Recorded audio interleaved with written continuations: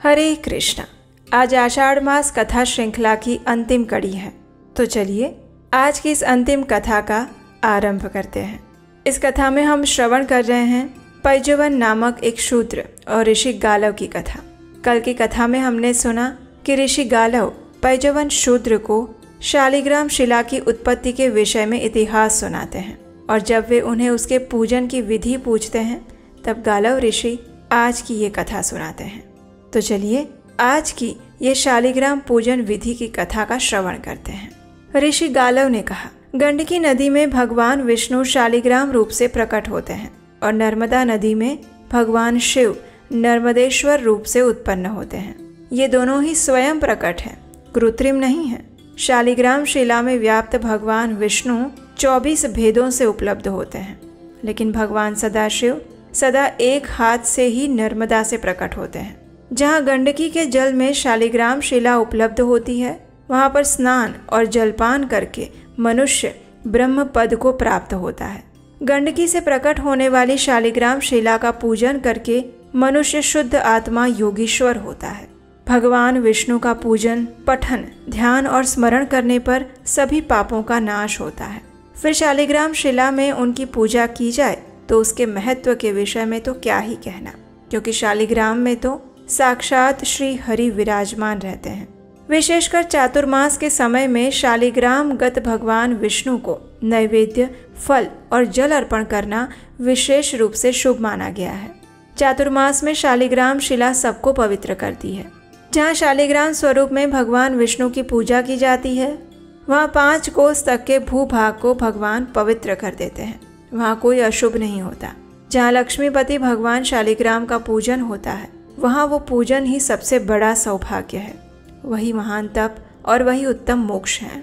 जहाँ दक्षिणावर्त शंख, लक्ष्मी नारायण स्वरूप शालिग्राम शिला, तुलसी जी का वृक्ष, कृष्णसार मृग और द्वारका की शिला यानी कि गोमती चक्र हो, वहाँ पर लक्ष्मी, विजय, श्री विष्णु और मुक्ति, इन चारों की उपस्थिति होती है। शालिग्राम की पूजा करने वाले मनुष्य को भगवान अति पुण्य प्रदान करते हैं, जिससे वे उसी क्षण मुक्त हो जाता है। भगवान विष्णु का ध्यान पापों का नाश करने वाला है।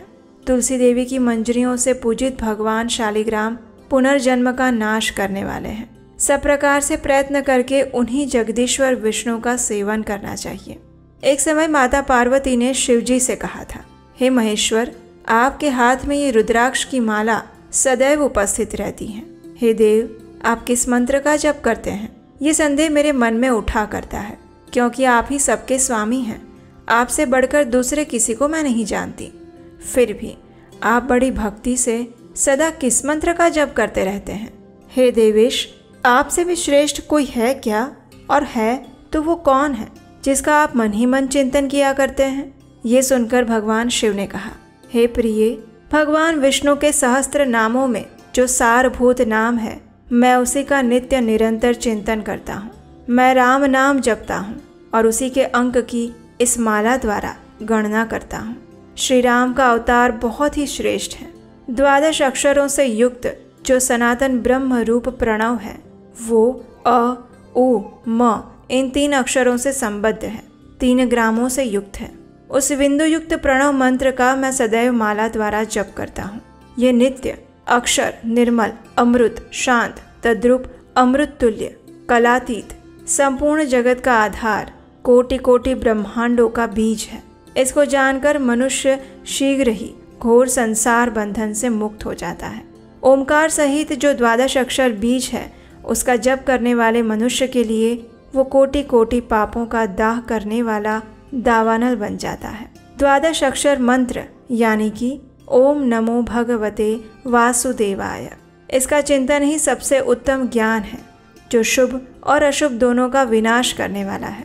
12 अक्षर मंत्र करोड़ों जन्मों में कहीं किसी को उपलब्ध होता है, और चातुर्मास के विशेष समय में उसका स्मरण ब्रह्म की प्राप्ति कराने वाला और मनोवांछित वस्तु देने वाला है। इस अक्षर से प्रकट हुए मंत्र का जो मन, वाणी और क्रिया द्वारा आश्रय लेता है, उसका पुनर्जन्म नहीं होता। जो भगवान विष्णु की भक्ति में तत्पर होकर उनके 12 मास संबंधी पापहारी नामों का शालिग्राम शिला में न्यास करता है, उसे प्रतिदिन 12 यज्ञ का फल मिलता है। द्वादश अक्षर मंत्र के महात्म्य का सहस्त्रों जीवाओं द्वारा भी वर्णन नहीं किया जा सकता। संसार में इसका जप, ध्यान और स्तवन करने पर ये महामंत्र सभी मासों में पाप नाश करने वाला होता है। लेकिन चातुर्मास के समय में इसका ये महात्म्य और भी बढ़ जाता है। इस मंत्र के चिंतन मात्र से मनुष्यों को मनचाही सिद्धि मिलती है। इसके जप से सनातन मोक्ष प्राप्त होता है। शांति परायण जप और ध्यान से मनुष्य निश्चय ही मोक्ष को प्राप्त होता है। शूद्रों और स्त्रियों के लिए प्रणव रहित जप का विधान है। पूर्वोक्त 18 शूद्र जाति वाले मनुष्यों को जप तप करने की आवश्यकता नहीं है। वे ब्राह्मण भक्ति, दान और विष्णु भगवान के चिंतन से ही सिद्ध हो जाते हैं। उनके लिए राम नाम मंत्र ही है। यही उन्हें कोटि मंत्रों से अधिक फल देने वाला होता है। राम इस 2 अक्षर के नाम का जप सभी पापों का नाश करने वाला है। मनुष्य चलते, खड़े होते और सोते समय भी श्री राम नाम का कीर्तन करने से इहलोक में सुख पाता है और अंत में भगवान विष्णु का पार्षद होता है। राम ये 2 अक्षरों का मंत्र कोटिशत मंत्रों से बढ़कर है। ये सभी संकर जातियों के पाप का नाशक है। चातुर्मास के समय में विशेषकर ये राम मंत्र अनंत फल देने वाला होता है। जो राम नाम की शरण ले चुके हैं उन्हें कभी यमलोक की यातना नहीं भोगनी पड़ती। जो विघ्न कारक दोष हैं सभी राम नाम का उच्चारण करने मात्र से नष्ट हो जाते हैं। राम यह मंत्र राज, भय तथा व्याधियों का नाश करने वाला है। यह युद्ध में विजय देने वाला और समस्त कार्यों और मनोरथों को सिद्ध करने वाला है। राम नाम को संपूर्ण तीर्थों का फल कहा गया है। वो ब्राह्मणों के लिए भी मनोवांछित फल देता है। रामचंद्र, राम राम इत्यादि रूप से उच्चारण किया जाने वाला ये 2 अक्षरों का मंत्र राज इस पृथ्वी पर सभी कार्यों को सिद्ध करता है। देवता भी राम नाम के गुण गाते हैं। इसलिए हे पार्वती, तुम भी सदैव राम नाम का जप किया करो। जो राम नाम का जप करता है वो सब पापों से मुक्त हो जाता है। राम नाम से ही सहस्त्र नामों का पुण्य होता है। विशेषतः चातुर्मास के समय में उसका पुण्य 10 गुना बढ़ जाता है। राम नाम के उच्चारण से हीन जाति में उत्पन्न हुए लोगों का महान पाप भी भस्म हो जाता है। ये भगवान श्री राम संपूर्ण जगत को अपने तेज से व्याप्त करके स्थित है और सभी मनुष्यों में अंतरात्मा रूप से रहकर उनके पूर्व जन्म उपार्जित स्थूल और सूक्ष्म पापों को क्षण भर में भस्म करके उन्हें पवित्र कर देते हैं। महादेव जी के ऐसा कहने पर देवी पार्वती ने चातुर्मास आने पर हिमालय के शिखर पर तपस्या करने के लिए वे चली गई। वे 3 वस्त्रों से युक्त होकर ब्रह्मचर्य व्रत का पालन करती हुई प्रातः, मध्याह्न और सायं तीनों समय भगवान के हरिहर स्वरूप का ध्यान करने लगी। उनके साथ उनकी सखियां भी थीं। लंबे समय तक उन्होंने तपस्या की। पार्वती जी के तपस्या में संलग्न होने पर भगवान शंकर सभी और पृथ्वी पर विचरण करने लगे। एक दिन उन्होंने जल की उत्ताल तरंग मालाओं से सुशोभित यमुना जी को देखा और उसमें स्नान करने का विचार किया। जैसे ही वो उस जल में घुसे कि उनके शरीर की अग्नि के तेज से वह जल काला पड़ गया। यमुना भी दिव्य रूप धारण करके अपने श्याम स्वरूप से प्रकट हुई और भगवान शंकर की स्तुति करते हुए कहने लगी, हे देवेश्वर, मुझ पर प्रसन्न होइए, मैं आपके अधीन हूँ। ये सुनकर महादेव जी ने कहा, जो मनुष्य इस पुण्य तीर्थ में स्नान करेगा उसके सहस्त्रों पाप क्षण भर में नष्ट हो जाएंगे। ये पवित्र तीर्थ संसार में हर तीर्थ के नाम से विख्यात होगा। ऐसा कहकर भगवान शिव यमुना को प्रणाम करके अंतर ध्यान हो गए। उन्होंने यमुना के किनारे मनोहर रूप धारण किया, हाथ में वाद्य लिया और ललाट में त्रिपुंड धारण करके मुनियों के घरों में स्वेच्छा अनुसार घूम घूम कर विचरण करने लगे। वे कहीं गीत गाते और कहीं अपनी मौज से नृत्य करते। इस प्रकार उन्हें सभी ओर घूमते हुए देखकर मुनि लोगों ने क्रोध किया और ये श्राप दिया कि तुम लिंग रूप हो जाओ। श्राप मिलने पर भगवान शिव बहुत दूर चले गए। उनका वो लिंग रूप अमरकंटक पर्वत के रूप में अभिव्यक्त हुआ और वहां से नर्मदा नामक नदी प्रकट हुई। नर्मदा में स्नान करके उसका जल पीकर उसके जल से पितरों का तर्पण करके मनुष्य इस पृथ्वी पर दुर्लभ कामनाओं को भी प्राप्त कर लेता है। विशेषतः चातुर्मास में शिवलिंग की पूजा महान फल देने वाली है। चातुर्मास में रुद्र मंत्र का जप, शिव की पूजा और शिव में अनुराग विशेषतः फलप्रद है। पंचामृत से भगवान शिव को जो स्नान करवाते हैं उन्हें गर्भ की वेदना नहीं सहनी पड़ती। जो चातुर्मास में शिव जी के आगे दीपदान करते हैं वे शिव लोक के भागी होते हैं। जो जलधारा से युक्त नर्मदेश्वर महालिंग का चातुर्मास में विधि पूर्वक पूजन करते हैं वे शिव स्वरूप हो जाते हैं।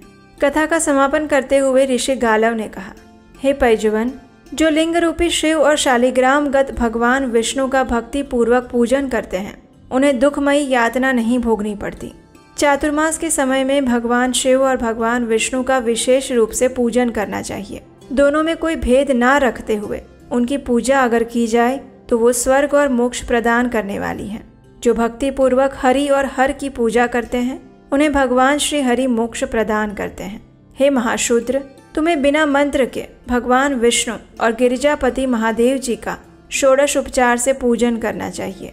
उनकी पूजा बड़े बड़े पापों का नाश करने वाली है। इतना कहकर पैजवन से पूजित होकर महर्षि गालव शीघ्र ही अपने आश्रम में चले गए। जो भी मनुष्य इस संपूर्ण कथा प्रसंग को सुनता है या फिर पढ़कर दूसरों को सुनाता है उसके पुण्य का कभी भी अंत नहीं होता। और यही थी हमारी आज की अंतिम आषाढ़ मास की कथा।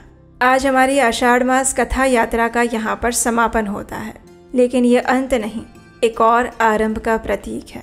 कल से श्रावण मास आरंभ हो रहा है और इसी पवित्र चातुर्मास के उपलक्ष्य में हम प्रतिदिन आपके लिए ऐसी सुंदर पौराणिक कथाएं लेकर आने वाले हैं। चातुर्मास के समय में विशेषकर भगवान शिव और भगवान हरि की कथाओं का श्रवण करने से मनुष्य परम आध्यात्मिक गति को प्राप्त करता है।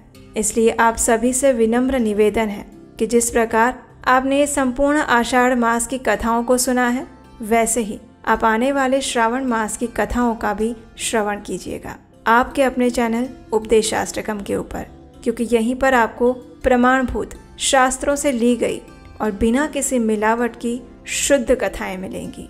अगर आपको हमारे द्वारा किया गया ये प्रयास सराहनीय लगता है, आपको लगता है कि आपके आध्यात्मिक जीवन को मजबूत बनाने में हम थोड़ा बहुत योगदान दे पा रहे हैं, तो आप हमें इस सनातन धर्म के प्रचार हेतु अपना आर्थिक सहयोग भेज सकते हैं।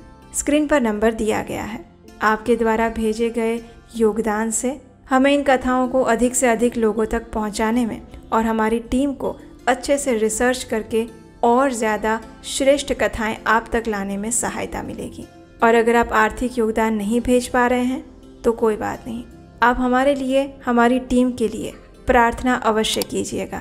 हमें आशीर्वाद प्रदान कीजिए कि हम इसी प्रकार आने वाले समय में भी इन पौराणिक कथाओं का श्रवण आप सबको करवाते रहें। हरे कृष्णा।